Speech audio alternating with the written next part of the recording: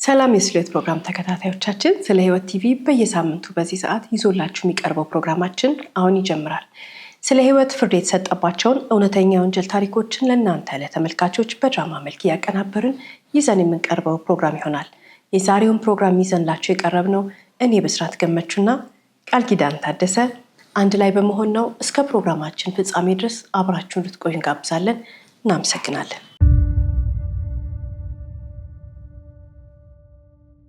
ረዴት ለሰርጓ ቀን ተቆርጧል። የጥሪ ካርድ፣ ዲኮር፣ ሜካፕ፣ አዳራሽ የሚመጣው ሁሉ ነገር ተዘጋጅቷል። ግን ከሁሉም በላይ የተደሰተችው በእነዚህ ሁለት እህቶቿ ሲሆን ሚዜዎቿም ናቸው። በዛን ሰሞን ለሰርጉ የሚሆን ዲጄ፣ የኬክ አይነትና የሚዜ ልብስ ሲመርጡ ብዙ ደክመዋል። ሙሽራዋ ረዴትና እነዚህ ሁለት እህቶቿ ግን ከሰርጉ ቀን በፊት ፖሊስ ቤታቸውን አንኳኳ። ተጠርቶ እንጂ ለሰርግ ተጋብዞ አልነበረም። መላ ቤተሰቡ በፖሊስ ተጠየቀ። ጎረቤት ቃል ሰጠ። እነዚህ ሶስት እህታማሞች ሰርጉ ሳይደርስ እርስ በራሳቸው ተጣሉ። ጸቡ ግን በገንዘብ ወይም በበቀል ሳይሆን እጅግ አደገኛ በሆነ ቅናት የተፈጠረ ጸብ ነበር።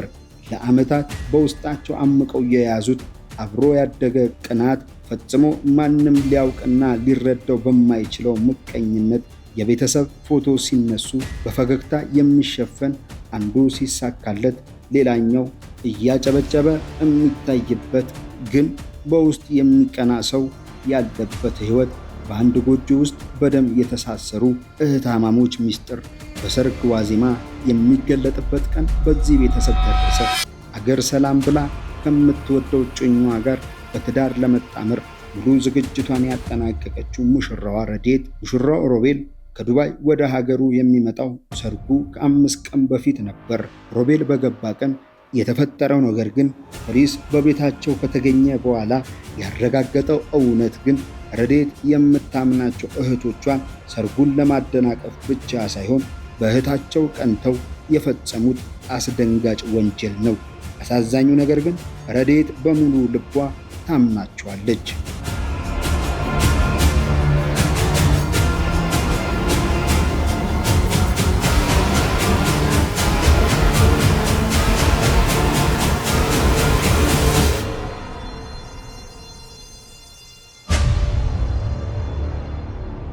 ላለፉት 4 ዓመታት በፍቅር የሚኖሩት ረዴትና ሮቤል ሰርጉ 5 ቀን ሲቀረው በጠዋት ከዱባይ ወደ ሀገሩ የመጣው ሙሽራው ከሙሽሪት ጋር ተገናኝተው ተደስተዋል። ረዴት በዛን ቀን የተሰማትን ደስታ ከዚህ ቀደም ታይቶባት አያውቅም። በመጨረሻ አዲስ የህይወቷ ምዕራፍ ልትጀምር ነው። ትልቁ ችግር ግን የረዴት ደስተኛ መሆን ነበር። አብሯት ሮቤልን እንኳን ደህና መጣህ ያሉት እህቶቿ እሌኒና ሮዛ ግን ጥርሳቸው ሳቀ እንጂ ውስጣቸው ተናዷል። ግን አልታየባቸውም።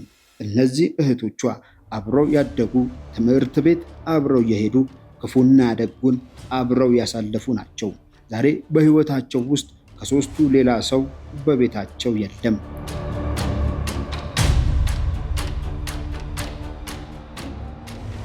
ለስሙ ነው የአክስቴ ልጅ የሚባባሉት እንጂ እነዚህ ልጆች እንደ እህትማማች ነው አንድ ላይ ያደጉት። እህትማማቾች ብንላቸው ይቀላሉ። በጣም ነው የሚቀራረቡት፣ በጣም ነው የሚዋደዱት፣ በጣም ነው የሚስማሙት።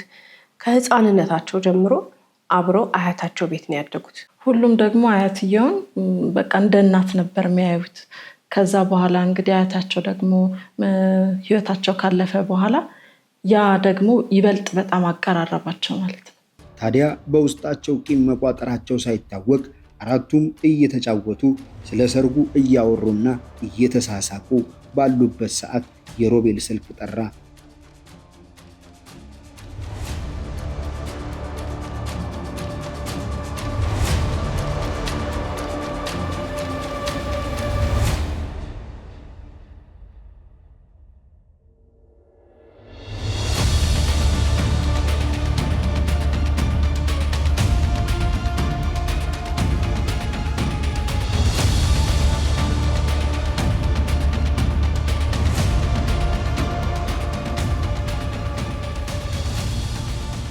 አነሳው።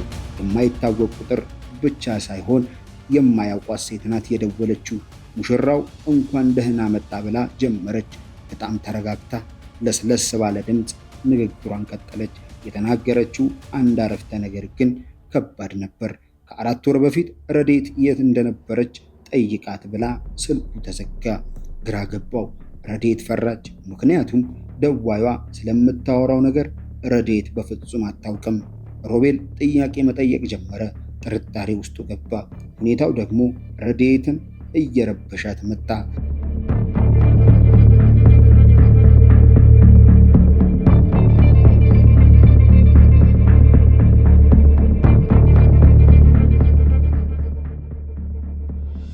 በሚቀጥለው ቀን ጠዋት ሰርጉ 4 ቀን ሲቀረው ገና በጠዋት ረዴት ለመልስ ያዘጋጀችውን የጆሮ የአንገትና ቀለበት ሙሉ ጠፋባት። ቤቱን በሙሉ ፈትሻ አጣች። ግን በጣም ያሳሰባት ሁለቱ በሰርጉ ቀን ከቃል ኪዳን ፕሮግራም በኋላ የሚያጠልቁት የሁለቱ ቀለበት አብሮ መጥፋቱ ነው። ሁሉም ወርቅ ሲሆን ሙሽራው ሮቤል ከዱባይ ከመምጣቱ በፊት የላከው ነበር። በውድ የተገዙ የወርቅ ጌጣጌጦች ካስቀመጠችበት ሲጠፋ ግን ሮዛና ሌኒ ከማፋለግ ይልቅ አውቀሽ ደብቀሽው ነው፣ ማን ወሰደው? ከኛ ከአራታችን ሌላ ሰው እዚህ ቤት አልገባም። ሮቤል የገዛውን ጌጣጌጥ መልሶ ከራሱ ላይ አይወስድም፣ ይልቁን የወሰድሽውና የደበቅሽው አንቺ ነሽ በማለት ተከራከሯት። ተከራክራ እውነቱን ማስረዳት ሲያቅታት ግን ረዴት ማልቀስ ጀመረች።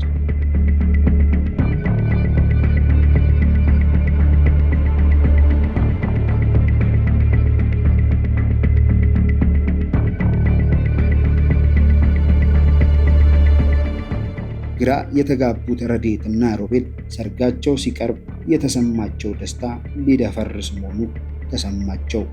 ምሳ ሰዓት አካባቢ ሮዛና እሌኒ ንዴት በተሞላበት ሁኔታ መጡ።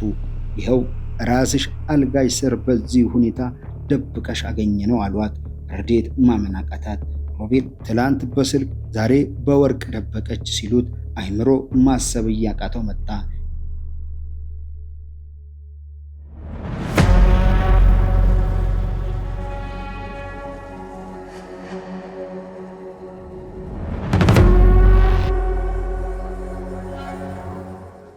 ያንኑ ቀን አመሻሹን ረዴትና ሮቤል የሮቤል ቤተሰቦች ጋር ጊዜ አሳልፈው ወደ ቤት መጡ። ቤት ከመጡ በኋላ ረዴት ወደ መኝታ ቤቷ ስትገባ ግን ያየችውን ነገር ማመን አቃታት።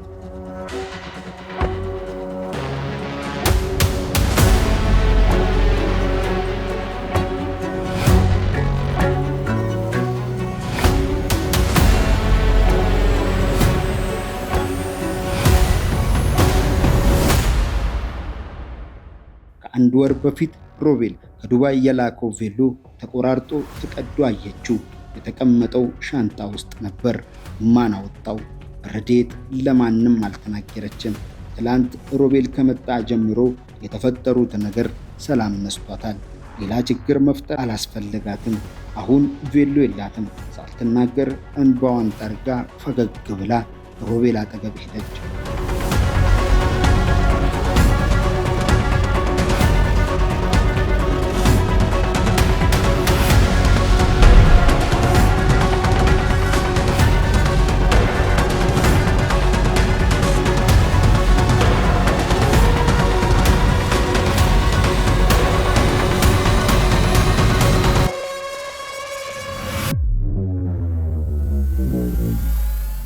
ምክንያቱም ለብዙ ጊዜ የጠበቀችው የሰርጓ ቀን በሰላም እንዲያልፍ ብቻ ነበር የፈለገችው። እሷ ያልተረዳችው ግን አጠገቧ ያሉት ሰርጉ እንዲቀር ከሮቤል ጋር እንዲለያዩ የተቻላቸውን እያደረጉ ነበር። ለዛ ነበር ገና ተቀምጠው እያወሩ የሮቤል ስልክ በድጋሚ ጠራ። ትላንት ከዱባይ ሲገባ የደወለችው ሴት ናት። አሁንም አንድ አረፍተ ነገር ተናግራ ስልኩን ዘጋችው። ሳታገባት በፊት ጠይቃት፣ ያለፈው አዲስ ዓመት ማታ የት ነበርሽ ብለህ ጠይቃት አለችው። ከዛ ስልኩ ተዘጋ።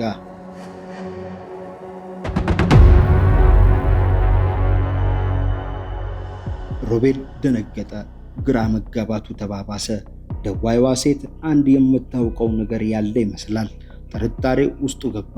የ4 ዓመት ፍቅር ሮቤልን ከጥርጣሬ አላዳነውም። ሮቤል አሁን ስሜቱ ተቀያየረ። ጨዋታው ቀነሰ። ንዴት አይታይበትም፣ ግን ጥርጣሬ ውስጡ ገብቷል። ረዴት ስሜቱ ገባት። እያመናትና እየኮራባት የኖረው ሮቤል አሁን በጥያቄ ውስጥ ሆኖ ሲያያት አስተዋለች። ታዲያ ግን ምንም ማድረግ ሳትችል ቀኑ መሽቶ እራት ተበልቶ ሁሉም በየመኝታ ቤቱ ነበር። ሮቤል ተኝቷል። ረዴት ግን እንቅልፍ አልወሰዳትም። ከክፍሏ ወጥታ መታጠቢያ ቤት ጋር ሳትደርስ ግን በዓይኗ ያየችውን ለማመን ከበዳት።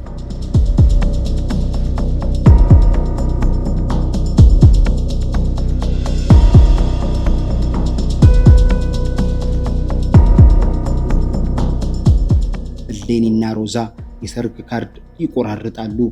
የሰርግ ካርድ ተበተነ ከተባለ 15 ቀን ሊሞላው ነው። ታዲያ ተበትኖ አልቋል። ከየት አመጡ? በዚያ ላይ ስለ እሷ ሲያወሩ የምትሰማው ነገር መራመድ እስኪያቅታት ድረስ አስደንግጧታል። አንዳንድ የሚያወሩት ነገር ግልጽ ሆኖ አልተሰማትም፣ ግን ለግንዛቤ የሚሆናት በቂ ነገር አዳምጣለች። በተለይ ገና እንሰራላታለን ብለው ሲሳሳቁ የሰማችው ነገር ልቧን ሰበረው። ሳቃቸው ለሌላ ሰው የሚጎዳ አይመስልም፣ ለእሷ ግን ውስጧን በፍርሃት ሞላው። አሁን መታጠቢያ ቤት ገባች፣ ግን ሁሉም ነገር ተገለጠላት። የሚደወለው ስልክ ጠፍቶ የተገኘው የወርቅ ጌጣጌጥ፣ የተቀደደው ቬሎ፣ ሁሉም አጋጣሚ አይደለም። ሆን ብለው እያጠቋት ነበር። ግን ምን ያህል ርቀት ተጉዘው ሊያጠቋት እንዳሰቡ አልገመተችም። ያቺ ሌሊት ነጋች። ሰርጉ 2 ቀን ቀሩት። በዚህ ቀን ታዲያ ግዴታ ቬሎ ለመፈለግ አሰበች። ለእጮኛዋ ሮቤል ግን መናገር አልፈለገችም። ሮቤል ከመምጣቱ በፊት በሷ ምርጫ የገዛው ቬሎ ቀድሞ የላከው ለልብሱ ያለውን ክብር ያሳያል ብላ ታምናለች።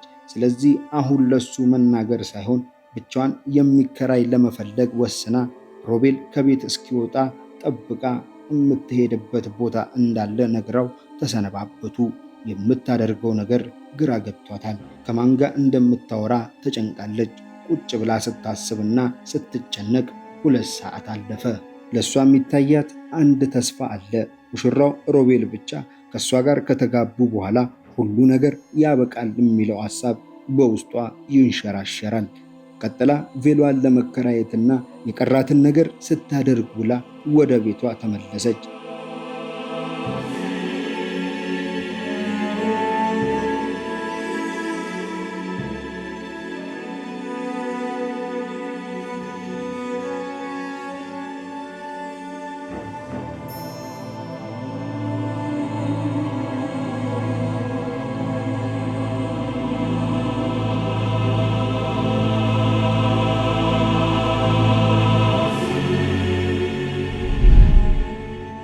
ታዲያ ሮቤል ቤት አልጠበቃትም።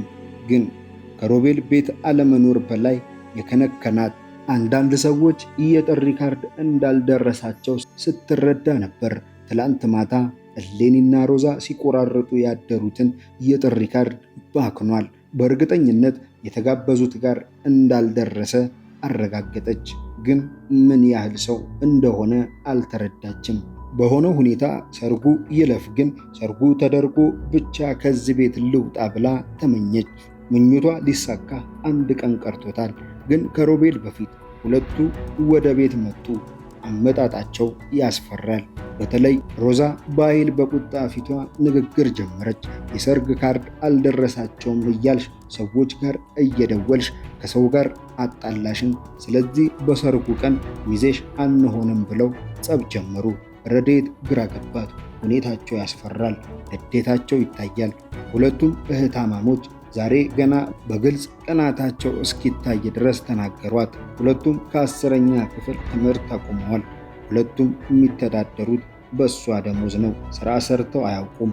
ረዴት ተምራ ተመርቃ ዛሬ በትልቅ ሆስፒታል ነርስ ናት። ጥሩ ደሞዝ ተከፋይ ነች።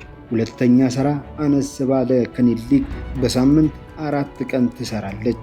ታዲያ 2 ስራ ሰርታ ራሷን እና ሁለቱንም ሙሉ ወጪ ሸፍና ትኖራለች። ሁለቱንም ሙሉ ወጪ ሸፍና ብትኖርም ለነሱ በቂ አልነበረም። ሮቤል በራሱ ስኬታማ ነው። ጥምረታቸው ያስቀናቸዋል። ሮዛና ሌኒ በሮቤልና በረድኤት ፍቅር ይቀናሉ ብቻ ሳይሆን ሰርጉ አስቀንቷቸዋል። ለዛ ነገር አሁን ንዴታቸውን ለብቻዋ ሲያገኟት እየገለጡ ያሉት ረድኤት ምን ሊያደርጉ እንደሚችሉ አላሰበችም። ግን ቬሎውን ብትቀዱትም አዲስ አለኝ ብላ ስታሳያቸው ሁለቱም ተነስተው መደብደብ ጀመሩ። ሁለተኛ ጊዜ ቬሎ ሊቀዱ ፈለጉ። ግን ረድኤት ራሷን እስከምትስት ድረስ ደብድበው ቬሎውንም ይዘው ወጡ።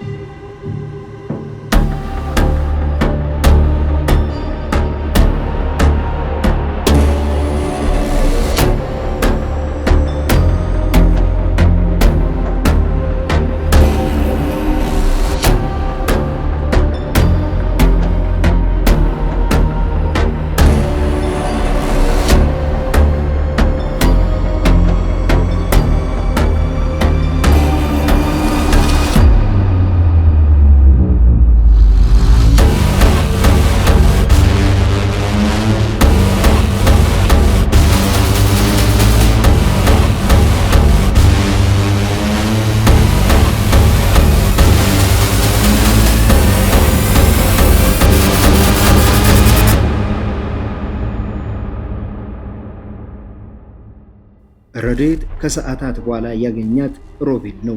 ጎረቤት ተሰብስቦ ፖሊስ ተጠርቶ ወደ ሕክምና ተወሰደች።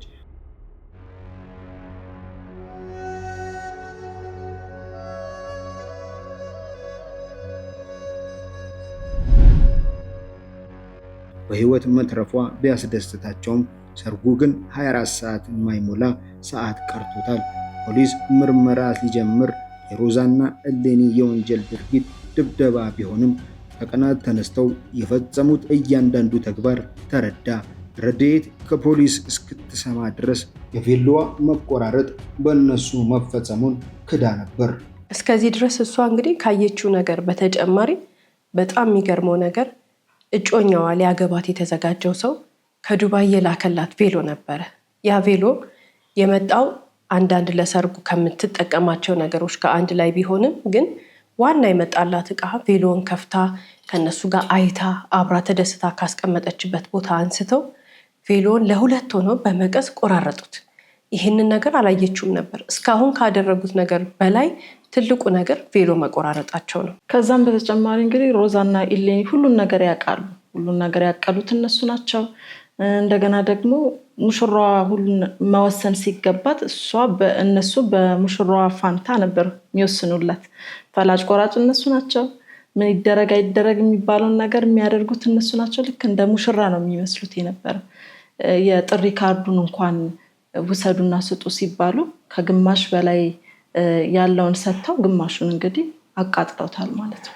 ታዲያ ሰርጉ 24 ሰዓት እንኳን ባልቀረው በዚህ ምሽት ሕክምና አጠናቃ ስትመለስ ግዴታ ነውና ሙሽራው ሮቤል ወደ ቤቱ ሄደ። ጠዋት ሙሽሪትን ሊወስድ መምጣት አለበት። አረጋግቶ አሳክሞ እስኪሻላት ድረስ አጠገቧ ከሆነ በኋላ ደህና እደሪ ብሎ ወደ ቤቱ ከመሄዱ በፊት ምን የቀረ ነገር አለ እማደርግልሽ ሲላት ቬሎዬ እየታለ ብላ ተከራይታ ስለመጣችው ቬሎ ጠየቀችው። ታዲያ ቬሎን ይዘው ጠፍተዋል። ስልካቸው አይሰራም ነበር፣ ግን ለፖሊስ ቃል ሰጥተዋል። ያደረጉትን ክደዋል።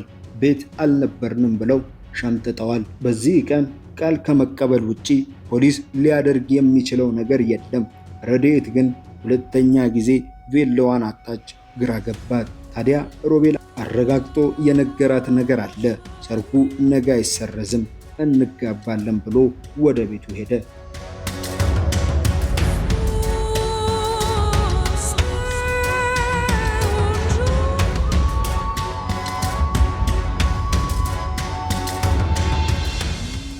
ያሰበችው ያለመችው የናፈቀችው የሰርጓ ቀን ግን የሀያቷ ቤት በጠዋቱ ጸጥ ያለ ነው። ባዶ ቤት ብቻዋን ናት። ሚዜ ሆነ ስጋ ዘመድ፣ ጎረቤት ሆነ ጓደኛ የእሌኒና የሮዛን ወሬ ሰምቶ አጃቢ ሳይኖራት ልትሞሽር ወደ ሜካፕ ሰሪዋ ቤት ብቻዋን ሄደች። ሮቤል እንዳለው ሰርግ ስነ ስርዓቱ ተፈጸመ።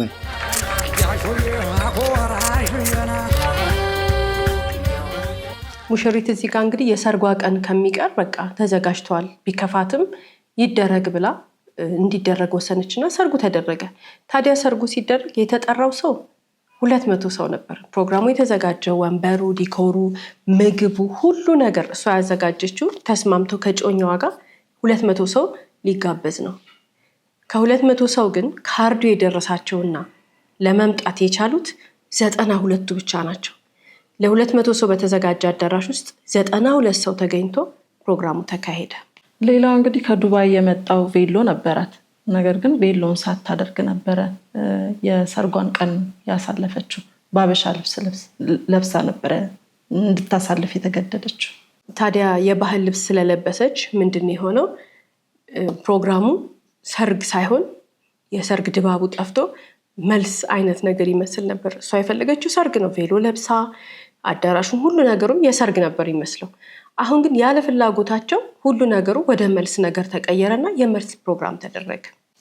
እንደ እህት እንግዲህ አብራ ካደገቻቸው እህቶቿ ጋር ከሁለቱ ጨምሮ እንግዲህ 6 ሚዜ ነበራት።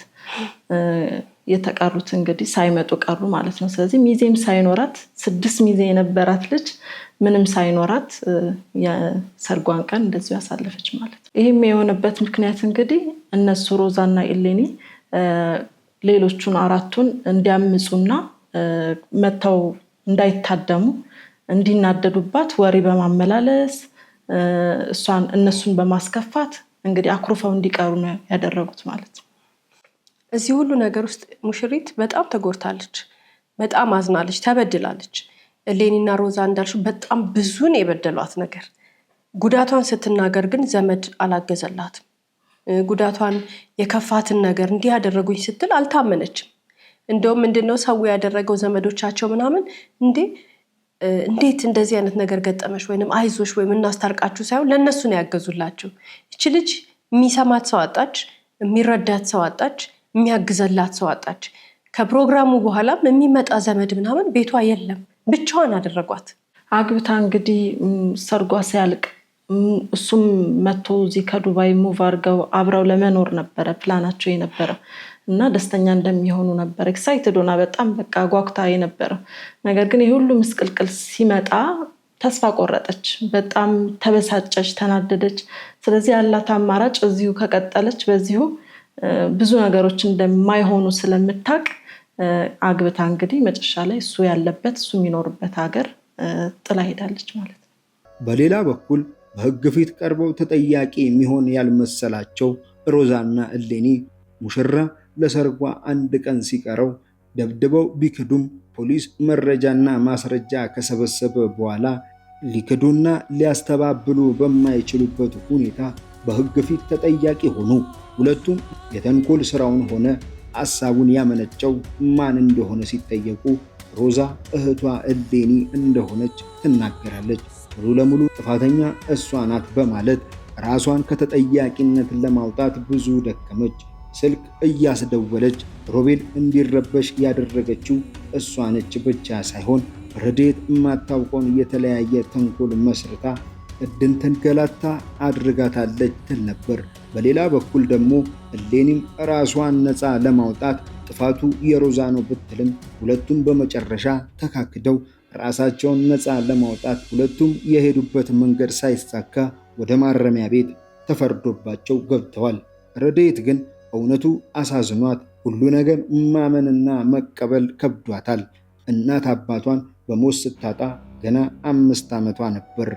ከ5 ዓመት ጀምሮ አብራቸው ያደገችው እና ብቸኛ መሆኗን ሳይሰማት እህቶቼ ብላ ወዳቸው ቀርባቸው አምናቸው ኖራ ዛሬ በግልጽ ቅናትና ክህደት በተሞላበት ወንጀል መፈጸማቸው አሳዝኗታል። ዛሬ ረድኤት ሁለቱን እህቶቼ የምትላቸውን ሮዛና ኢሌኒ ብቻ ሳይሆኑ መላ ስጋ ዘመድ አገሏታል። ምክንያቱም ለምን ለሕግ አሳልፈሽ ሰጠሻቸው ሲሆን ሮቤል ባሏ ብቻ ሳይሆን ዘመድ ሆኖ እንዲኖር ቃል ገብቶላት ሕይወት ቀጠለ።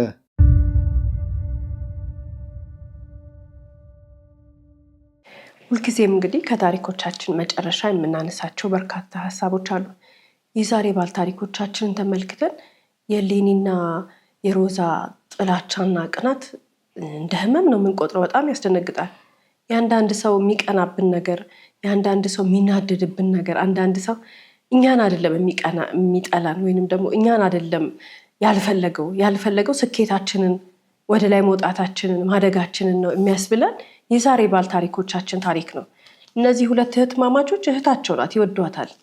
እንደውም እርስ በራሳቸው ከሚዋደዱት የበለጠ አንዷ እሌኒም ሙሽሪትን ሮዛም ሙሽሪትን የሚወዷት እኮ ይበልጣል። ቅርበትም ሁለቱም ሚስጥር እየመጡ ይነግሯታል።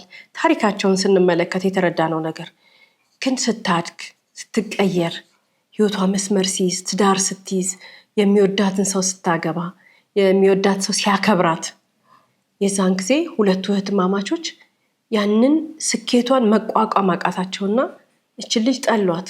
ስኬቷን ለማፍረስ ሄዱ። ለዚህ ነው ሰዎች የሚጠሉት እኛን አይደለም ስኬታችንን ነው የሚጠሉት።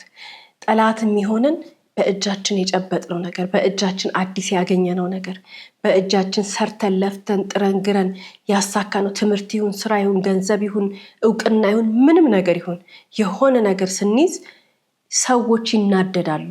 በተለይ በቅርብ ያሉ ሰዎች። ሁሉም ሰው አይናደድም፣ ግን አሉ አንዳንድ ሰዎች ቅናታቸው ከውስጣቸው ወጥቶ በሁሉም በአፍንጫ ባፋቸው ሁላ በጆሮአቸው ግንፍል ብሎ ወጥቶ የሚታይ እነዚህ ሰዎች የጠሉት እኛን አይደለም ስኬታችንን ነው ስንል ጥንቃቄ ማድረግ ያለብን ነገር አለማድረስ ነው አጠገባችን። የቀና ሰው ምንም ከማድረግ ወደ ኋላ አይልም። አይናችን እያየ ያን የቀኑበትን ነገር ማጥፋት ካቃታቸው እኛን ነው የሚያጠፉን። ስኬታችን ጋር ጠላት የሆነ ሰው፣ ስኬታችንን ውጦ መቀበል ያቃተው ሰው፣ ለስኬታችን ማጨብጨብ ያቃተው ሰው፣ ለስኬታችን መደሰት ያቃተው ሰው፣ ስኬታችንን ከኛ በላይ አይቶ ሊያመሰግንና ፈጣሪውን ተመስገን ብሎ ስለኛ ድምፁን ከፍ አድርጎ ማሰማት ያልቻለ ሰው ካጠገባችን መጥፋት ነው ያለበት። ምንም አያደርግልንም። ለምንድን ነው እከሊት እንደምትቀና አውቃለሁ እያልን መልሰን የምናገኛት? ለምንድን ነው እከሌ እንደሚቀና አውቃለሁ እያልን መልሰን የምናገኘው? እንዲህ የሚባል ግንኙነት የለም ዓለም ላይ። ወይንም ዝምድና የለም፣ ጓደኝነት የለም፣ ጉርብትና የለም፣ አማች ምንም ነገር የለም። ሰው ከቀና እንደ ቀና እርግጠኛ ከሆንን በተለይ በስኬታችን የሚቀና ሰው ካለ ቁጥር 1 2 3 ሳንቆጥር ማባረር ያለብን ከህይወታችን። ክፉ ህመም ነው ቅናት፣ በጣም ትልቅ ህመም ነው። የሰውን ስኬት መቋቋም አቅቶት ሲቀና ያገኘ ሰው ራሱን ደግሞ ወደ ሕክምና ተቋም ሄዶ ቅናት እንዳለበት አምኖ መታከም ነው ያለበት እንጂ በፍጹም ጤነኛ ሆኖ መኖር የማይችል ሰው ማለት እሱ ነው። ለራሱ ይታመማል። በየቀኑ መርዝ እየጠጣ መኖር ማለት ነው። በሰው ስኬት ከመቅናት በላይ ህመም የሚፈጥር ምንም ነገር የለም። ሌላው እንግዲህ ከዚህ በተጨማሪ የዛሬ ባለ ታሪኮቻችን ሮዛና ኢሌኒ በጣም ደስ እንዳላቸው በሷ በመጣው እድል እንደተደሰቱ እንደሚያግዟት ነው አክት ሲያደርጉ የነበረ።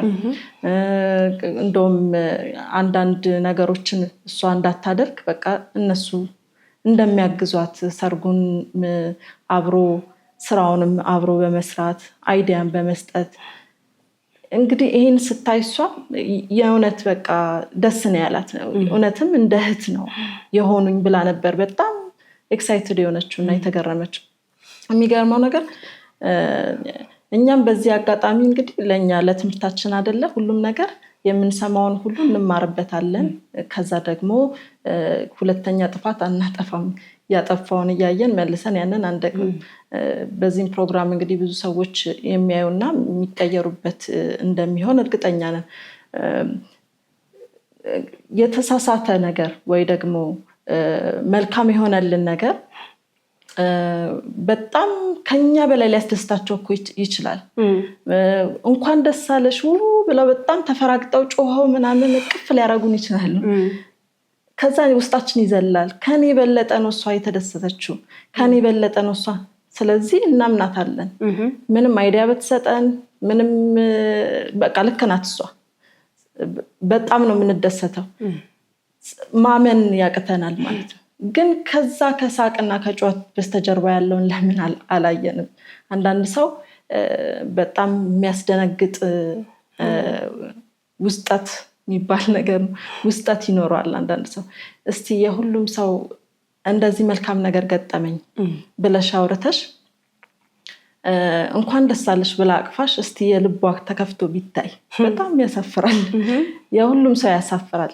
እና ይሄን ያህል ነው እንግዲህ ኤክስትሪም የሚሄደው። ስለዚህ ያ ሰው ምንድነው ማድረግ ያለበት? መጠንቀቅ አለበት። ያጨበጨበልን ሁሉ ጎበዝ በርቺ አንቺ ጀግና ምናምን ያለን ሁሉ በእኛ ተደስቷል ማለት አይደለም። እኛን ይደግፋል ማለት አይደለም። በቃ በእኛ ኮርቷል ማለት አይደለም። ስለዚህ መጠንቀቅ አለብን። ከደስታው በስተጀርባ፣ ከሳቁ በስተጀርባ፣ ከጩኸቱ በስተጀርባ ያለውን ነገር ደግሞ ማየት አለብን። ስለዚህ ሁለት ሳይድ ሆነን ነው ተጠንቅቀን ከዛ እርምጃችንን ማስተካከል ይኖርብናል ማለት ነው። ሌላው እዚህ ታሪክ ውስጥ ተመልክተን ለራሳችን የምንረዳው ነገር በተለይ ደግሞ ሴት ልጆች እህቶቻችን ማወቅ ያለባቸው ነገር ምንድነው?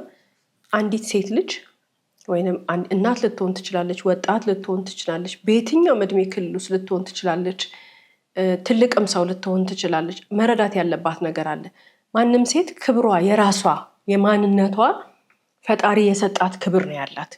የእሷን ክብር በሌላ ሰው ስኬት፣ በሌላ ሰው የትምህርት ደረጃ፣ ገንዘብ፣ መልክ፣ አለባበስ፣ የትዳር ሁኔታ፣ የልጆች ብዛት ወይ ደግሞ የኑሮ ሁኔታ አለ አይደለ? ይሄ እከሊት እንደዚህ ያላት እከሊት እንደዚህ ያላት ብላ አንዲት ሴት ራሷን ከሌላ ሴት ጋር ስታወዳድር ካገኘች መጀመሪያ የበደለችው ራሷን ነው። የራሷን ክብር የምታውቅ ሴት ከሌላ ሴት ጋር አትወዳደርም፣ ከሌላ ወንድ ጋር አትወዳደርም። ውድድሯ ከራሷ ዓላማ ጋር ነው። ለምንድን ነው አንዳንድ እህቶቻችን እከሊት እንደዚህ አይነት ነገር ገዝታለች፣ እከሊት እንደዚህ አይነት ቦታ ሄዳ ተዝናንታለች፣ እከሊት ከነንትና ጋር እንደዚህ ሆናለች፣ መዝናናት ያስቀናቸዋል፣ መልበስ ያስቀናቸዋል፣ ሰርግ ያስቀናቸዋል። እነንትና ሰርጋቸው እንደዚህ ነው የተደገሰው የኛም እንደዚህ ይሁን ይላሉ። እነንትና እንዲህ ነው የለበሱት፣ እንትና እንትን የገዛችው። ለምንድን ነው የራሳችንን የማናየው? የእንትና ቆንጆ ነው ሲያምር በቃ እንኳን ደስ አለሽ ብለናት የራሳችንን ለምንድን ነው ማናደንቀው? የኛ ምንም ይሁን ሰው የራሱን ነው ማድነቅ ያለበት። ያ ማለት የሰው እናጣጥላለን ማለት አይደለም። ግን ትላንት ከነበረን ነገር ዛሬ የተሻለ ቦታ ከሆነ ያለ ነው። ካልሆንም ከትላንት ዛሬ እንደውም የወረደ ቦታ ከሆነ ያለ ነው። የሚያጓጓን ደግሞ ነገ የሚባል ነገር አለ። እሱን ነው ማሰብ ያለብን እንጂ ሴት ልጅ ራሷን ከራሷ ዓላማ ከራሷ የመጪ ህይወት ራሷ አቺቭ ለማድረግ የምትሮጥለት ጎል ዋጋ ነው ውድድሯ እንጂ ምን ስትሆን ነው ከሌላ ሴት ጋር የምትወዳደረው? እንዴት ብላ ነው የሌላ ሴት ልብስ፣ የሌላ ሴት ጫማ፣ የሌላ ሴት መኪና፣ የሌላ ሰው ፀጉር? በጣም ያሳዝናል እኮ። በሽቶ የሚወዳደር ሴት አለ፣ በልብስ የሚወዳደር ሴት አለ፣ በእቃ ከኛ እሱ ይበልጣል፣ ከቁስ ከኛ ይበልጣል። በጣም ያሳዝናል። እንደዛ ስንሆን ካገኘ ነው እውቀታችን አንሷል ማለት ነው። በትክክል ክብራችንን አላወቅንም ማለት ነው።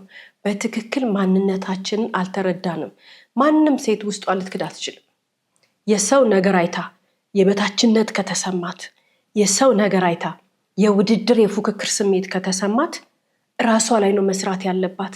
ማንበብ አለባት፣ መማር አለባት። የስነ ልቦና ምክር አገልግሎት ጋር ሄዳ ራሷን ስለ ራሷ ያላት ግምት ሰልፍ ስቲሟ ላይ መስራት አለባት። ራሷን አሳንሳን ያየችው ይሄ የአስተሳሰብ መድከም ነው። ራስን አለመረዳት ነው። ችሎታችንን አለማወቅ ነው።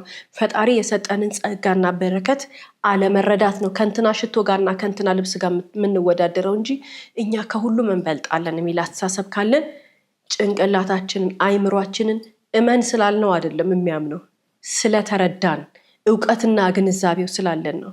እውቀትና ግንዛቤው ደግሞ ያለው ያወቀና የተማረ ሰው ጋር ነው። ሜዳ ላይ የለም፣ ወይም ሶሻል ሚዲያ ላይ የለም፣ ይሄ ፌስቡክ ምናምን ላይ አይደለም ያለው። እውቀት ያለው ሰው ጋር ያለው። ብልጥ ሴት የራሷን ጭንቅላት የራሷን አይምሮ ለማዳበር እውቀቷን ከፍ ለማድረግ የኔ ህይወት ምንድን ነው፣ ውድድሬ ከማጋ ነው ብላ መስመሯን ለማስመር ከፈለገች የተማረ ሰው ጋር ነው የምትሄደው። የተማረ ሰው የጻፈው መጽሐፍ ነው የምታነበው። የተማረ ሰው የሚናገረውን ነገር ነው የምትሰማው። ባለሙያ ጋር ሄዳ ምክር ነው የምትወስደው፣ እውቀት ነው የምትጨብጠው እንጂ የእንትና ተዝናናች እንትና ሀገር ሄዳ እንትና እንትን ለበሰች ብላ ጭንቅላቷና ህይወቷን አታሳንስን። እንደዛ በጣም ያሳዝነኛል እህቶቼ አንዳንድ ቦታ እንደዛ ብሎ ሲያወሩ። እኔ ለነሱ ሽምቅቅላለሁ። እንትን ሄደች፣ እንትን አረገች፣ በቃ የኛ ሚዛን ይሄ ነው። ያሳፍራል። እንደዛ ስንል ራሳችንን ካገኘ ነው ተሳስተናል። ምናልባት ህፃናት ናቸው እንዲህ ብለው የሚፎካከሩት። እንትና ከረሜላ ተገዛላት፣ እንትና ጫማ ተገዛላት ብለው የ2 የ3 የ4 ዓመት ልጆች ሊፎካከሩ ይችላሉ። እንዴት ትልቅ ሰው አንዳንዶቹማ ልጅ ሁላ ወልደው አንዳንዶች የልጅ ልጅ አይተው ሁሉ በእንትና ጫማ በእንትና ልብስ እንትና አላት ብለው ይቀናሉ። ይሄን ስናረግ ካገኘን ለማንም ሳንናገር ቶሎ ብለን ጭንቅላታችንን በእውቀት መሙላት እንዳለብን ተረድተን እንማር። ይሄን ለመማር እድሜ አይገድበው። የስነ ልቦና ምክር አገልግሎት ያለበት ቦታ ሄደን ታምም ያለው ብለን ሕክምና መውሰድ አለብን። እውቀታችንን ማዳበር አለብን። ከእውቀት ማነስ የሚመጣ ሀሳብ ነው ሴት ከሴት ጋር የምትፎካከረው እንጂ ሌላ ምንም ማለት አይደለም። አንሰናል ማለት ነው። ይሄ ትልቅ በህይወታችን የሚያስከትልብን ቁልቁለት አለ እማንረዳው። አላማዬ ላይ እንደመስራት ከእንትና ጋር ለመፎካከር ከሆነ የምሮጠው የኔን አላማ ማን ነው የሚያሳካው? እንዴት አንድ ሴት ልጅ ጠዋት ተነስታ ወደ አላማዋ ነው የምትሮጠው እንጂ የእንትናን የገዛችውን ነገር ለመግዛት አላማዬ ብላ ጠዋት ተነስታ ያንን ለመግዛት ያንን ለመዝናናት ያንን ለማድረግ ከሄደች ከስራለች። በቃ ዘመኗን ያባከነችው፣ እድሜዋን የሰዋችው። ይሄንን ማስተዋል መቻል አለብን። እከሊት እንደዚህ ያድርጋለችና እኔ ላድርግ ብዬ በጠዋት ተነስቼ ለዛ ነገር የምታጋ ከሆነ ከስሬያለሁ። ከዛ በላይ ኪሳራ የለም። የእከሊትን ህይወት ሳይሆን የራሴን ህይወት ለማሳካት ነው በጠዋት መነሳት ያለብኝ። ይሄንን ነው ለራሳችን መንገድ ያለብን። አላማችንን ለማሳካት ነው እንጂ ትኩረት ማድረግ ያለብን ከእነንትና ጋር ለመፎካከር አይደለም። እነንትና የራሳቸው አላማ አላቸው። የራሳቸውን ያድርጉ፣ የራሳቸውን ሂዱን አገባንኛ። ስለምንስ ነው የሰው ነገር የምናየው? የራሱን ህይወት ላይ ትኩረት ያደረገ ሰው የሰው ነገር አይታዩም። ቢያይም የሚያምር ነገር ማድነቅ ነው። የሚያስደስት ነገር እንኳን ደስ አለሽ ማለት ነው።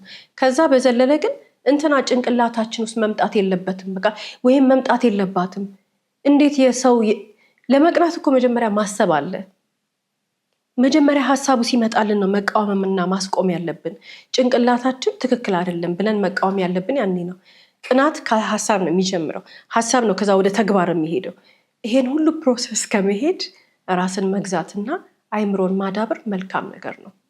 ሌላው እንግዲህ ከዚህ በተጨማሪ ብዙ ጊዜ ሰዎች ጉዳት የሚደርስባቸው ባመኗቸው ሰዎች፣ በአቅራቢያቸው ባሉ ሰዎች ነው የሚካዱት።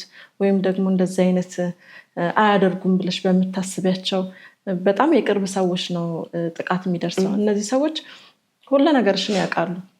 ምን ትወጃለሽ፣ ምን ትጠያለሽ፣ ምን ያናድድሻል፣ ምን ያበሳጭሻል፣ ፕላንሽ ምንድን ነው፣ የወደፊት ምንድን ነው፣ በቃ ዲቴይል ሰክሰስሽን ራሱ የምትነግሪያቸው የምታወሪያቸው ቤተሰቦችሽ ናቸው፣ አቅራቢያሽ ያሉ ናቸው። በምንም ተአምር እነሱ እንደዚህ ያደርጉኛል፣ ይጥሉኛል፣ ወይ ደግሞ ያበሳጩኛል ብለሽ አታስቢም። እና በጣም ከባድ ነው።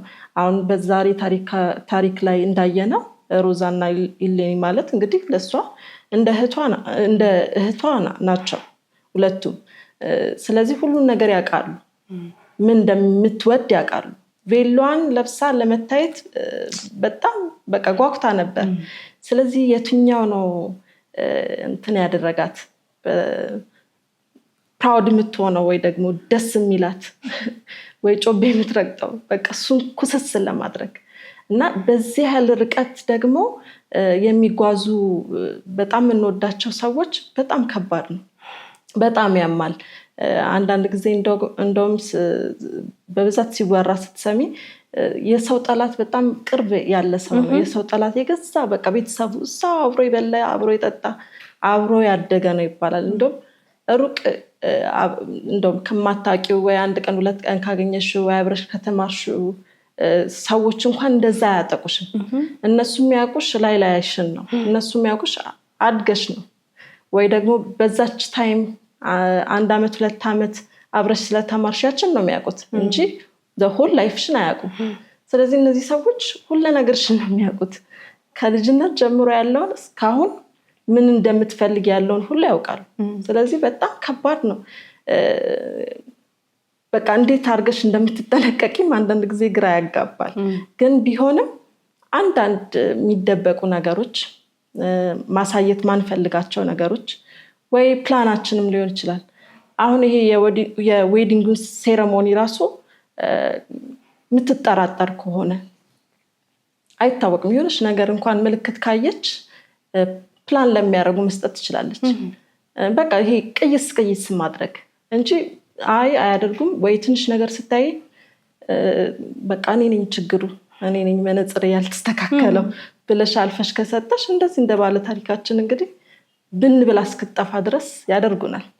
ስለዚህ ቅርባችን ስላሉ ብቻ ያስቡልናል ብለን ስለምናስብ ብቻ ሁሉ ነገራችንን ከፍተን መስጠት የለብንም። በቃ መጠንቀቅ አለብን፣ ፕራይቬሲያችንን መጠበቅ። አንዳንድ የሪሌሽንሺፓችንን መናገር የማይጠበቅብን ከሆነ አለመናገር፣ በቃ እስከሚሆን ድረስ መጠበቅ። ሲሆንም ደግሞ እንደዚህ ለምናምናቸው ወይ ደግሞ ልምድ ላለን ሰዎች ስራ መስጠት፣ ያ እንደዛ ይሻላል። ስለዚህ በዚህ ራሳችንን ማዳን እንችላለን ማለት ነው። እዚህ ታሪክ ላይ ሌላ በጣም የሚያሳዝነው ባል ታሪካችን ሙሽሪት ይሄ ሁሉ ነገር ሲደርስባት አይዞሽ ያላት ዘመድ የለም፣ አይዞሽ ያላት የደገፋት ሰው የለም፣ ወይንም ደግሞ ምንድነው የተፈጠረው ያላት የለም። እንደውም አይሷ ገንዘብ ያለው ሰው ስላገባች፣ ከውጭ የመጣ ሰው ዲያስፖራ ስላገባች ብለው ባሏ ወይንም እጮኛዋ ለሷ ህይወት መቀየር አስተዋጽኦ ያደረጋቸውን ነገሮች እየቆጠሩ ይሄን ስላገኘች፣ ይሄን ስላረገች፣ ይሄን ስለሆነች ነው ብለው እሷ ላይ ነው የፈረዱት። እንደተመለከትነው ዘመድ ሁሉ ሲዘጋት፣ ዘመድ ሁሉ ሲያንቋሽሻት ጥላ ከሀገር የወጣችበት አይነት ሁኔታ ነው ያለው። ባሏ የሚኖርበት ሀገር ሄደች። ይህንን ፕሮግራም የሚከታተሉ ተመሳሳይ አይነት ሁኔታ ውስጥ ያሉ እህቶችም ወንድሞችም ይኖራሉ። ዘመድ እያለን ዘመድ እንደሌለው ብቻችንን የምንኖር፣ ስጋ እያለን ስጋ እንደሌለው ሰው ብቻችንን የምንኖር፣ በብዙ ነገራችን ላይ አጠገባችን ሊኖሩ የሚገባቸው ሰዎች በህይወት እያሉ በህይወት የማይገኙልን ሰዎች መረዳት ያለብን ነገር ከዘመዶቻችን ከስጋዎቻችን አጠገባችን ከኖሩት ካደጉት በጠቅላላ የተሻለን ሰው እንደሆንን እንዳሳካን የነሱን ያንን የውድቀት የዝቅጠት የድህነት ማጥ ረግጠን ስለወጣን ነው የተገለልነው። ያንን እነሱ የለመዱትን ነገር ውስጥ እኛ ጥሰን ስለወጣን ነው። እነሱ ሩቅ ከኋላ ናቸው ወይንም እታች ናቸው። በአስተሳሰብ፣ በኑሮ፣ በልጅ አስተዳደግ፣ በትምህርት ደረጃ፣ በስራ፣ በየትኛውም ነገር ዓለም በሚለው ነገር ብቻ ሳይሆን በመንፈሳዊ ህይወታችንም ጠንካራ ስለሆንን ነው ዘመድ እያለን እንደ ዘመድ እንደሌለው ሰው ልንኖር የምንችለው። ክፉ ስለሆንን አይደለም፣ ኃይለኛ ስለሆንን አይደለም። እሱ ማን ጋር ይጠጋል? ዘመዶቹ ራሱ እኮ አሽሽተውታል ይባላል። እሱ ጎበዝ ስለሆነ ነው፣ እሷ ጎበዝ ስለሆነች ነው። ይሄን የሚረዳው የደረሰበት ሰው ብቻ ነው። የራሳችን ስጋ ክፉ ከሆነብን፣ የራሳችን ስጋ መጥፎ ከሆነብን አማራጭ እናጣና እንሸሻለን አይደል? ምንድነው ስጋ? ማን ያለው ስጋ? ባዳም ስጋ ነው። የቀረብሽ ሰው አንቺ ስኬታማ ከሆንሽ ወይም አንተ ስኬታማ ከሆንክ የምን ስጋ ምናምን ብሎ እዛ ውስጥ ከነሱ ጋር መተራመስ ነው። አየት እናረጋቸዋለን። ስርዓት ያለው መንገድ ካለ ስርዓት ያለው መንገድ ከሌላቸው ግን ከስጋ በላይ የሆነ ስርዓት ያለው መንፈሳዊ ህይወቱ ጠንካራ፣ በስራ ህይወታቸው ስኬታማ ይሆን፣ በመማር ብንፈልግ፣ በትምህርት ብንፈልግ፣ ባናኗር፣ በልጅ አስተዳደግ፣ በአመጋገብ፣ ጤና አጠባበቅ፣ በሁሉ ነገር ከኛ ጋር ማች የሚያደርጉ ሰላማቸውን አግኝተው ሰላማቸውን ሰጠናቸው በሰላም የምንኖረው። ህይወቱን በከለር ግለጹት ቢባል ቀለም አለው ወይ ብንባል ደስ የሚል ነጭ ቀለም የሚመስል ህይወት የሚሰጡን ስንት የባዳ ዘመድ እያለ ስጋዬ ነው ብለን መተራመስ አያስፈልግም።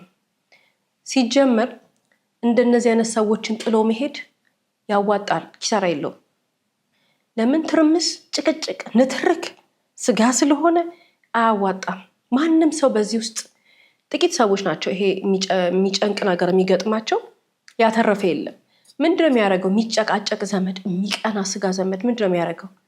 መጀመሪያ ላይፍ ስታይላችንን ነው የሚቆጣጠሩት። እሺ ብለን በር ከከፈትንላቸው ህይወታችንን ይቆጣጠሩትና እላያችን ላይ ልክ ምንጣፍ ላይ እንደምንራመደው ላያችን ላይ ነው የሚረማመዱት። ያምንናፍቀው ፍቅር፣ ያምንፈልገው ከነሱ ይሰጡናል ብለን የምንጠብቀውን ነገር አይሰጡንም። ምን ያደርጋሉ? ጎበዝ የነበርነውን እንደነሱ ሰነፍ ካደረጉን በኋላ አንድ አይነት ተመሳሳይ ስንሆን የዛን ጊዜ ምንናፍቃት ፍቅር፣ ምንናፍቃት ስጋ፣ ምንናፍቃት ዝምድና ሳናገኛት እናረጃለን። ጥለን ከወጣንስ ህይወት ይኖረናል። የተሳካ ህይወት፣ ዓላማ፣ ፈጣሪ የሰጠንን ነገር ይዘን የምንኖርበት ህይወት ነው የሚኖረን። ሞኝ እንዳንሆን። ስጋ የሚሆነው እንደ ስጋ መኖር እስከቻለ ድረስ ነው። ዘመድ የሚሆነው እንደ ዘመድ መኖር እስከቻለ ነው። ዘመድ መኖር ካለበት መስመር ውጪ እኖራለሁ ካለ ግን እንዳንሳሳት፣ ይሉንታ እንዳይዘን፣ ብቻዬን እቀራለሁ። ይሄ ሁሉ ሚሊዮን ህዝብ እያለ ዓለም ላይ ይሄ ሁሉ ሰው እያለ ሰው እንዴት ብቻዬን እቀራለሁ ብሎ ይፈራል? አስተሳሰባችን ነው። በጣም ብዙ ሰው አለ ምድር ላይ። ብዙ ሰው ደግሞ መልካም ነው፣ ቅን ነው። አጠገባችን አንዳንድ የምናየው ሰው ነው ቅን ያልሆነው እንጂ ዓለም ላይ ስንወጣ፣ ዓለም ላይ ራሳችንን መልካም ነገር ጋር ስንውል፣ ጥሩ ሰዎች ስናገኝ የዛን ጊዜ የህይወትን ጸጋና በረከት ፈጣሪ የሰጠንን እንመለከታለን። እዛ ጨለማ ውስጥ ከመተራመስ ግን ምንም ነገር ያዋጣል። ሌላ ፕላኔት ላይ ሄዶ ብቻ መኖር ይሻላል ክፉ ዘመድ ጋር ከመኖር። እንደዛ ያክል ምርጫ ይሰጣል። ነገር ግን አንዳንድ ሰዎች በጣም ያሳዝናሉ። ስጋዎቼ ናቸው፣ ዘመዶቼ ናቸው። ስጋ አይቆረጥ፣ ስጋ አይጣልም። በደንብ ይቆረጣል። ጣት ካንሰር ከያዘው ይቆረጥ የለ እንዴ? ተቆርጦ ይጣላል። ድሮ ነበር እንደዛ የማይባለው። ይባል ነገር የለም። ነቅተናል። አሁን የዛሬ ባል ታሪካችን መጀመሪያ ገና ስታያቸው ብትነቃ ኖሮ፣ ብታቅ ኖሮ፣ ዞር በሉ ብትላቸው ኖሮ ይሄን ሁሉ ጉዳት በህይወቱ አትጎዳም ነበር። ይሄን ሁሉ ጥፋት በህይወቱ አይጠፋም ነበር። ሊያጣችሁ ነገር እኮ አይደለም።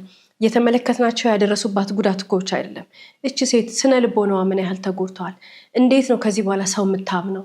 ካልታከመች፣ በስነ ስርዓት ሐኪም ዘንድ ቁጭ ብላ የደረሰባትን ነገር ተናግራ እኮ ሕክምና አግኝታ ከውስጧ ያለው ጭንቀት ካልወጣ በጣም ነው የምትጎዳው። መጪ ዘመኗን ሁሉ ልጆቿን እያሳደገች እኮ ድንገት መሀል ላይ ልታለቅስ ትችላለች። እንደዚህ አርገውኝ ብላ። ይሄ ሁሉ ጉዳት፣ ይሄ ሁሉ ሀዘን የደረሰባት ባመነቻቸው ሰዎች ነው። ለምንድን ነው ግን? ስጋ ብላ ስላመነች ነው። ስጋም ባደም ሁሉም አንድ ነው። ጉዳት የሚያደርስብን የሚቀናብንን ሰው ቆርጠን መጣል ብቻ ነው እንጂ ሌላ አማራጭ የለው። ሌላው ሀሳብ እንግዲህ ምንድን ነው? በዚህ ሁሉ ትርምስ መሀል አስታራቂ መጥፋቱ፣ ሽማግሌ መጥፋቱ፣ እነሱ እየዞሩ ሲያሳድሙ፣ እየዞሩ እሷ እንደዚህ ናት እንደዚህ ያለችሽ እያሉ ወሬ ሲያቀባብሉ ምናምን፣ ቆይ እስቲ እሷ የምትለውስ ምንድን ነው? እውነት የሚወራው ነገር ሁሉ እውነት ነው ወይ ብሎ የተጠራጠረ ሰው የለም። አንዳንድ ጊዜ ሁሉም ሰው አንድ አይነት ሲያወራ ያ ሰው ዝም ካለ እስቲ ከዛ ሳይድ ደግሞ ያለው ምንድን ነው ብሎ ማጣራት እኮ ያስፈልጋል። እነዚህ ሰዎች በፍጹም አላጣሩም። ወይ ትልልቅ ሰው እንኳን መሀላቸው የህፃናት ጨዋታ ነው የሚመስለው። በቃ አለችሽ አለች ምናምን። ትልቁ ነገር ሰርግ የተባለው እንግዲህ ብዙ እህቶቻችን የሚደሰቱበት፣ ብዙ ሰው ደስታቸውን የሚካፈሉበት ስነስርዓት ላይ እንደዚህ ብትን ያለ ነገር ሲሆን በጣም ያሳዝናል፣ ያሳፍራል። እንደ ትልቅ ሰው ራሳቸውን ቢያዩ ኖሮ አትሊስት ሸምገል የሚል ተለቅ ያለ ሰው ምንድን ነው የተፈጠረው ነገር፣ እሷስ እንደዚህ አይነት ነገር ብላለች ወይ፣ ካለችሽ ምንድን ነው ችግሯ፣ ምንድን ነው የተቀየመችውስ ነገር አለ ወይ ብላ እሷ አልተጠየቀችም። ሽማግሌዎች መጥተው ቤቷ እንኳን ያለችበትን ሁኔታ ችግሯ ምን እንደሆነ እንኳን ማንም ያጣራ ሰው የለም። ወሬውን ብቻ ማውራትና እሷን መጥላት ነው የያዙት። ስለዚህ ሁለቱ ልጆች በቃ ብዙ ነገር አበላሽተዋል። አንዳንድ ጊዜ የሚያሳድሙብን ሰዎች ልክ ሊመስሉ ይችላሉ። እነሱ ጮክ ብለው ስለተናገሩ ወይ በደም ቆንጆ አድርገው ስለተናገሩ ሊሆን ይችላል፣ ወይ ማሳመን ስለቻሉ ሊሆን ይችላል። ግን ትክክል ናቸው ማለት አይደለም። ልብ ማለት ያለብን ከዛ ባሻገር ያለው ሰው፣ የሚጎዳው ሰው፣ ወይ እንደዚህ ተብለሃል የሚባለው ሰው ከሱ ሳይድ ያለው ምንድን ነው ብሎ ማጣራት ያስፈልጋል ማለት ነው። ስለዚህ እቺ ልጅ አሁን ማንም የለኝም ብላ ነው የምታስበው። ይሄ ሁሉ ሰው እሷ ላይ ሲጮህ፣ እሷ ላይ ሲያድም፣ ከዚህ በኋላ እዚህ የቀረኝ ህይወት የለም ብላ ነው ብን ብላ የጠፋችው። ከዚህ በኋላ ብኖር ራሱ ደስተኛ አልሆንም ብላ ነው የጠፋችው። ስለዚህ እንደዚህ ነው የሚሆነው ማለት ነው። ብዙ ሰው አንድ ሰው ላይ ሲያድም ያልተገባ ነገር ሲያደርግ ከዛ ሰው ያለው ሐሳብ ምንድነው ከዛ ሰው ያለው ፊሊንግ ምንድነው ብሎ ማጣራት ያስፈልጋል ማለት ነው። ዝም ብሎ በጭፍን እነዛ ጎበዝ ስለሆኑ ማውራት ስለቻሉ ማሳመን ስለቻሉ ወይ ደግሞ ዘመድ አዝማድ ሄደው እየጠየቁ ምናምን መወደድ ስለቻሉ ብቻ እነሱን አምነው እንደዛ ማድረግ አልነበረባቸው። ስለዚህ ሽማግሌ ሊኖር ይገባ ነበር ማለት ነው። ሌላው በጣም የሚገርመው የዛሬ ባል ታሪካችን አንድ ቤት ውስጥ ሲኖሩ የአያት ልጆች ተሰብስበው ሁሉም እንግዲህ እንደ ጥረታቸው እንደ ማንነታቸው ወጥተው የሚገቡ አይነት ህይወት ነው የነበራቸው። በተለይ አያታቸው ህይወታቸው ካለፈ በኋላ አያታቸው ቤት ውስጥ እየኖሩ ነበር አይደል? ያቺም ምናምን ብለን በየራሳቸው የህይወት መንገድ። መቼ ነው መጣላት የተጀመረው? መቼ ነው አለመግባባት የተፈጠረው? ልክ የሙሽሪት ህይወት መቀየር ሲጀምር እነዚህኞቹ መጥላት ሲጀምሩ ነው። የሚያሳዝነው ግን እነዚህኞቹ እህትማማቾቹ እንደው አለማወቅ ነው። አብራቸው ስላደገች ህይወቷ ሲቀየር ቀንታው ነው እንበል። ይሄ ሁሉ ዘመድ ለምንድን ነው እንዳልሽው ዝም ያለው ያለን እንደሆነ መለስ ብለን በርካታ ሰዎች ህይወታቸው ይሄንን ይመስላል። ማንም ሰው ወይንም ማናችንም ብንሆን በዘመድ የመጠላት የመገለል ጉዳት የደረሰብን ሰዎች በጣም ብዙ ሰው አለ። እንደዛ አንዱ ለሰው አይደለም በየቤቱ አዝኖ ተደብቆ የሚኖር ሰው ነው እንጂ የራሱ ስጋ ዘመዱ ያገለለው የራሱ ስጋ ዘመዱ የጠላው ሰው እስቲ ቆም ብሎ ያስብ። ሱሰኛ ሰው፣ ወንጀለኛ ሰው፣ ሌባ ሰው በዘመድ አይጠላ። ጥፋት የሚያጠፋ ሰው በዘመድ አይጠላ እያለ ሳንቲም ይሰጠዋል። ማረሚያ ቤት ከገባ እየሄደ ይጠይቀዋል። ከታመመ ሆስፒታል ሄዶ ይጠይቀዋል። መቼ ነው በዘመድ የምንጠላው? ራሳችንን የቀየርን ቀን። በዘመድ የምንገለለው መቼ ነው?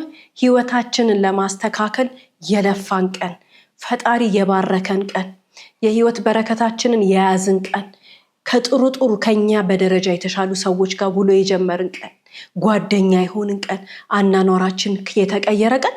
የዛን ጊዜ ዘመድ እጅ ለእጅ እየያዝና ቱ ብሎ ይተፋብናል። ቻው፣ ሌላ አማራጭ የለም።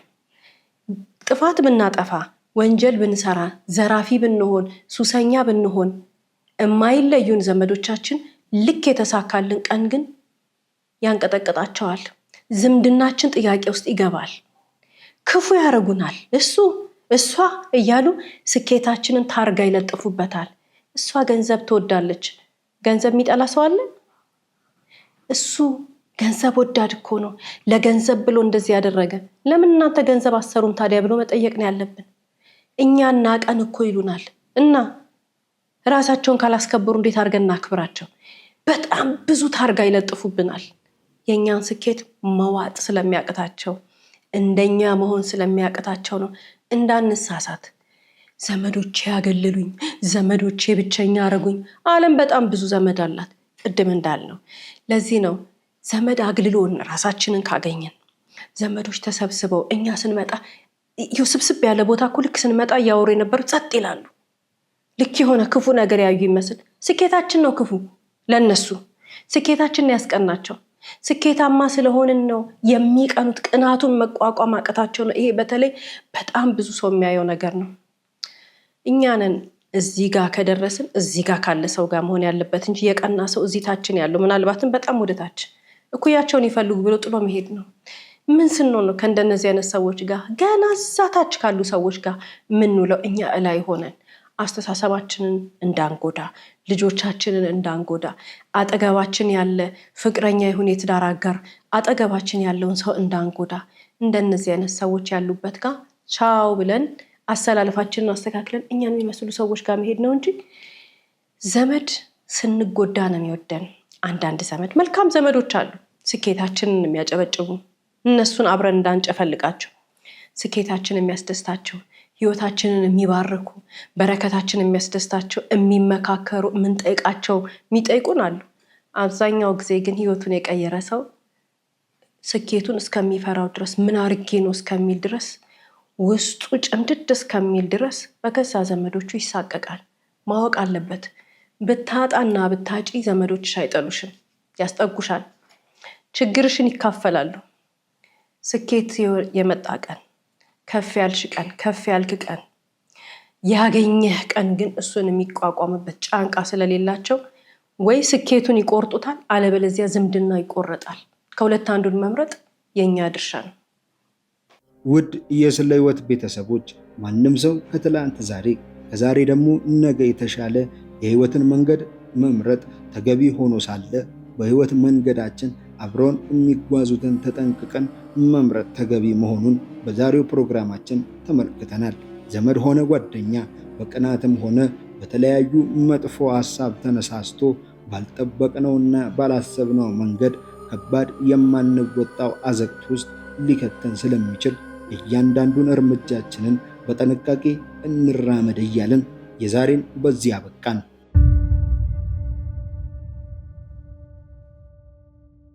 እስከ ፕሮግራማችን ፍጻሜ ድረስ አብራችሁን ስለቆያችሁ እናመሰግናለን። ሳምንት በተመሳሳይ ሰዓት በአዲስ ታሪክ እንደምንቀርብ እየገለጽን እንደተለመደው በአድራሻችን አስተያየቶቻችሁን ላኩልን። እስከ ሳምንት ድረስ ቸር ሰንብቱ።